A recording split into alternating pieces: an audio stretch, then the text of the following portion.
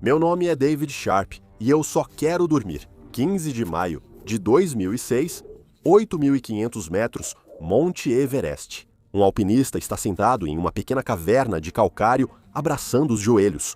Cristais de gelo pendem de seus cílios fechados. Seu nariz está preto. Seus lábios estão gelados. Ele está tremendo, mas não consegue ficar de pé. Não consegue andar, não consegue fazer nada além de sentar aqui, enquanto seu corpo desliga.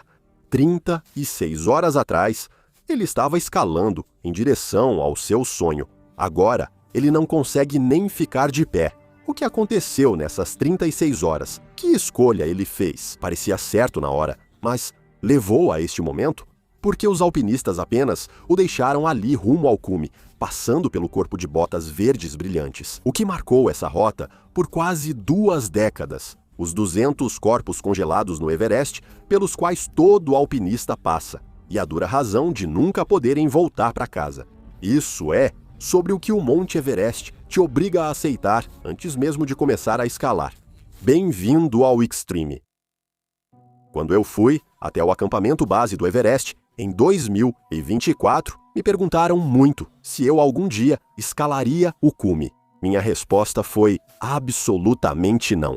Não por causa das geleiras, ou do risco de falha nas cordas, ou mesmo da zona da morte, mas porque eu não consigo me imaginar tendo que passar por corpos de pessoas mortas. E eu não estou nem exagerando quando digo corpos. Existem aproximadamente 200 corpos ainda no Monte Everest, 200 pessoas que subiram e nunca desceram. E se você tentar escalar essa montanha, vai passar por alguns deles, e não é só que eles morrem, é que seus corpos nunca saem de lá. Para alguns, eles permanecem exatamente onde faleceram, congelados e perfeitamente preservados, como figuras de cera em um museu. Outros acabam sendo engolidos pelo próprio gelo, enterrados sob a neve e fendas, onde desaparecem por anos, às vezes décadas. E então, um dia, o gelo se move. E um alpinista, ao virar uma esquina, vê uma mão saindo da neve, ou uma bota, ou um corpo inteiro, que foi revelado após 30 anos escondido. Você consegue imaginar seu cônjuge, seu irmão ou seu melhor amigo indo escalar o Everest? Você sabe, é perigoso. Vocês já tiveram as conversas, já se despediram, só por precaução. Para muitas famílias, essa foi a experiência. O líder da expedição ligou dizendo que seu ente querido desmaiou em algum lugar. Eles nunca receberam o corpo. Não houve funeral nem encerramento. Seus entes queridos continuavam lá em cima, congelados num lugar tão hostil. Essa recuperação custaria enormes quantias de dinheiro e colocaria mais vidas em risco. E o que mais assombrava as famílias era que nunca saberiam o que aconteceu naqueles momentos finais. Se houve dor, se alguém tentou ajudar ou se as pessoas apenas passaram, porque parar significava arriscar a própria sobrevivência. Algumas famílias nunca souberam se seu ente querido ainda estava visível na trilha, enterrado sob a neve ou virando um dos marcos usados por alpinistas para se orientar. Para eles, isso não era imaginação, era realidade. Existe um motivo pelo qual essa história se conecta tão diretamente ao patrocinador de hoje. Em ambientes extremos, as pessoas não economizam na proteção. Você não entra na zona da morte sem camadas, oxigênio e backups, porque uma pequena exposição pode se tornar fatal e rápido. Ir para a internet sem upar VPN é como tentar ficar na zona da morte por horas. Você está exposto em uma situação ruim e as coisas vão piorar rapidamente. É isso que acontece com seus dados. Quando você navega desprotegido, uma VPN esconde seu endereço IP e faz sua conexão passar por um túnel criptografado. Isso impede que hackers, na mesma rede Wi-Fi, seu provedor ou sensores do governo espionem você. Private Internet Access é a VPN mais transparente do mundo, com mais de 30 milhões de downloads e uma política comprovada de não registro de dados, verificada por terceiros. E ela protege dispositivos ilimitados. Então, toda a sua vida digital fica protegida de olhares curiosos. Também desbloqueia programas e eventos bloqueados na sua região. Com servidores em 91 países e em todos os 50 estados dos Estados Unidos, você pode assistir, comprar e explorar online como se estivesse em qualquer lugar do mundo. PA está disponível para todas as plataformas Windows, Mac, Sistema Operacional Android, Linux e Sistema Operacional e muitas outras. Uma assinatura protege uma quantidade ilimitada de dispositivos ao mesmo tempo. Então aproveite essa oferta. 83% de desconto, apenas $2,03 por mês, e você ainda ganha 4 meses extras grátis. Use meu link piavpn.com/extreme ou escaneie o código QR e experimente totalmente sem riscos, com a garantia de reembolso de 30 dias. Você não tentaria escalar a zona da morte sozinho. Não navegue na internet desprotegido também. Essa é uma proteção que você vai querer ter com você. 10 de maio de 1996, uma tempestade enorme atingiu o Monte Everest, a pior da história da montanha até então, na crista nordeste. 3 alpinistas indianos ficaram presos na nevasca ao tentar ser os primeiros do país a alcançar o topo por essa rota. Um deles, um alpinista, que mais tarde acreditou se chamar Suanpal Jor, procurou abrigo em uma pequena caverna de calcário a 8.500 metros de altitude. Os ventos uivavam ao seu redor. A 110 km por hora, a temperatura havia caído para quase 60 graus abaixo de zero. Ele puxou sua jaqueta de lã vermelha sobre o rosto, abraçou os joelhos, se encolheu em uma posição de proteção e nunca mais se levantou. Suas botas de montanhismo, Koflak verde brilhante, inconfundíveis, destacavam-se contra a rocha cinza e a neve branca. A caverna ficava bem na rota da crista nordeste, obrigando todo alpinista, subindo pelo Tibete, a passar por suas pernas estendidas rumo ao cume. Por 18 anos, alpinistas usaram ele como referência, dizendo: ao ver as botas verdes, falta cerca de 1 hora para o cume. Os guias orientavam clientes, alpinistas tiravam fotos. Ficou tão famoso no montanhismo que o chamavam apenas de aquelas botas verdes. Pense nisso por um segundo, um ser humano reduzido a um ponto de navegação por causa do seu calçado, em 2014, 18 anos depois que ele morreu. Alpinistas chineses finalmente moveram seu corpo para mais fundo na caverna e o cobriram com pedras. Em 2017, ele já não era mais visível da rota principal. Mas isso levou quase 2 décadas para acontecer, o que gera a pergunta comum sobre os corpos no Everest: por que não os trazem de volta? Em 1984, 2 homens tentaram responder a essa pergunta. Não deu certo. Veja, uma alpinista alemã chamada Hannelore Schmatz morreu no Everest 5 anos antes, em 1979, e seu corpo se tornou um dos cenários mais assustadores da montanha. Ela estava sentada na crista sudeste a cerca de 8.400 metros de altitude, recostada a andar em sua mochila, como se estivesse apenas fazendo uma pausa. Seus olhos estavam bem abertos, seu cabelo balançava ao vento a cada rajada. E por 5 anos, todo alpinista que passava por ela tinha que olhar para o seu rosto. Um alpinista norueguês, mais tarde, descreveu que sentiu como se ela o estivesse seguindo com os olhos enquanto ele passava. Eu não estava lá, mas deve ter sido um balde de água fria para todos que passavam por ela. Então, em outubro de 1984, 2 alpinistas nepaleses decidiram que já era o bastante. Talvez por respeito, ou por acharem que 5 anos era muito para alguém ficar assim, seja qual for o motivo deles. Yogendra Bahadur Thapa, um inspetor de polícia de 36 anos, e Ang Dorji, um guia Sherpa de 35 anos, ambos alpinistas experientes, acreditavam que poderiam trazer Hannelore de volta para casa. Eles subiram até ela, chegaram ao corpo dela e então começaram o trabalho de tentar movê-la, mas aí algo deu errado. Ambos os homens ficaram enroscados em suas cordas. Ambos caíram, ambos morreram. Assim, num piscar de olhos, essa é a matemática brutal do Everest acima de 8.000 metros. O corpo humano simplesmente não foi feito para sobreviver. A pressão do ar cai para cerca de 1/3 do que seu corpo considera normal. O oxigênio no seu sangue cai a níveis que, em qualquer outro lugar, te colocariam na UTI. Quando alguém morre lá em cima, o corpo congela em poucas horas. Um corpo que pesava 80 quilos em vida se torna mais de 136 quilos de massa congelada, com os membros travados na posição em que a pessoa morreu. Alpinistas naquela altitude mal conseguem funcionar.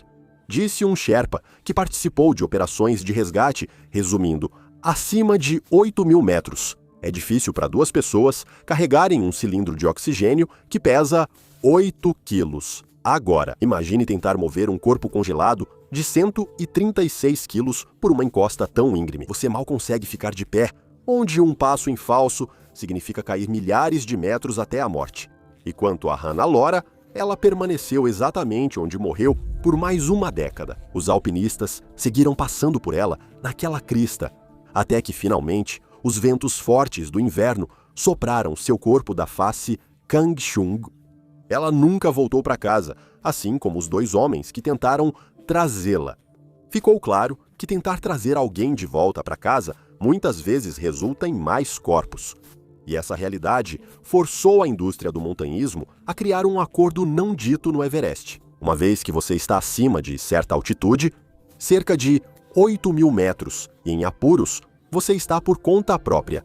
O modo de sobrevivência precisa ser ativado. Isso nem é mais segredo. As empresas de expedição comercial não escondem isso de seus clientes. Elas explicam isso em todo lugar no acampamento base, durante as orientações antes das tentativas de cume. Está gravado na lei. Ao se inscrever para uma expedição ao Everest hoje, você assina documentos legais afirmando que o resgate pode ser impossível. Pense nisso. Você está pagando de 40 a 75 mil dólares por uma expedição ao Everest. Parte do que você paga é para ser avisado que, se algo der errado na zona da morte, seu guia pode não conseguir te salvar. O Nepal até exige que os alpinistas tenham um seguro chamado de gerenciamento de cadáver, especificamente para cobrir o custo de recuperar seu corpo caso você morra. O fato de isso ser um requisito obrigatório já mostra o verdadeiro significado de escalar o Everest. Em outras áreas da vida, a ajuda está sempre disponível. Se você se machuca esquiando, a patrulha de esqui vem. Se tem ataque cardíaco, chega uma ambulância. Se fica preso, também ajudam. Se estiver fazendo trilha, um helicóptero te encontra. Mas acima de 8.000 metros no Everest, nada disso existe. Helicópteros não conseguem te alcançar. O ar é rarefeito demais para que os rotores gerem sustentação. Os guias mal conseguem cuidar de si mesmos, quanto mais carregar você. E pedir ajuda não significa que a ajuda vai chegar. Isso só mostra que alguém no acampamento base sabe que você está morrendo. O mais assustador é que, como alpinista, se vir alguém morrendo, apenas siga em frente. Não é seu problema, esse é o acordo. E em 15 de maio de 2006, isso seria testado, da forma mais pública e controversa possível. David Sharp era um homem de 34 anos de Yorkshire, Inglaterra. Ele trabalhava como engenheiro mecânico para uma empresa de defesa e, em 2005, concluiu seu treinamento como professor. Ele deveria começar a dar aulas de matemática em setembro de 2006. Por tudo o que dizem, David não era exibido. Não era do tipo que buscava adrenalina só por buscar. Os amigos o descreviam como metódico, disciplinado e alguém que enfrentava desafios de forma sistemática. Ele começou a praticar montanhismo anos antes e se apaixonou por isso, não pela glória, mas pela pureza do desafio. Em 2002, ele alcançou o cume do Choyu, a sexta montanha mais alta do mundo, com mais de 8.000 metros de altitude. Sem oxigênio suplementar, isso não é pouca coisa. A maioria dos alpinistas usa oxigênio nessa altitude, mas David não. Ele já tentou escalar o Everest 2 vezes antes. Em 2003, ele quase alcançou o segundo degrau antes de voltar, perdendo boa parte do dedão do pé esquerdo devido a uma queimadura de frio. Em 2004, ele chegou a 8.500 metros antes de ser forçado a descer novamente, dessa vez com os dedos das mãos queimados de frio. Alguns desistiriam após 2 tentativas fracassadas e lesões permanentes. Davi não desistiu e disse a um amigo antes da terceira tentativa: "Se eu não conseguir agora, não volto." Davi tinha uma filosofia sobre escalada. Ele acreditava em fazer isso da forma mais pura, sem enfeites, sem rede de segurança, só você e a montanha. Por volta de 1h do dia 15 de maio, os primeiros alpinistas rumo ao cume o encontraram. Uma equipe passava pelo trecho. Quando eles avistaram alguém sentado na caverna, se aproximaram e perceberam que era um alpinista, com os braços enrolados ao redor dos joelhos, olhos fechados, cristais de gelo pendurados nos cílios. O nariz já estava preto por causa do congelamento. Um deles apontou a lanterna de cabeça diretamente para o rosto do homem e gritou: "Levante-se, você precisa se mexer." Nada, nenhuma resposta. Outro alpinista do grupo olhou para ele e disse baixinho: "Deus te abençoe, descanse em paz." Ele não estava morto. Ainda não. Quando amanheceu, em 15 de maio, mais equipes de escalada passaram por ali e, à luz do dia, alguns perceberam que David ainda estava vivo. Por volta das 7h, uma equipe turca de escaladores parou e viu que David respirava e tremia. Tentaram ajudá-lo a levantar, mas ele não conseguia.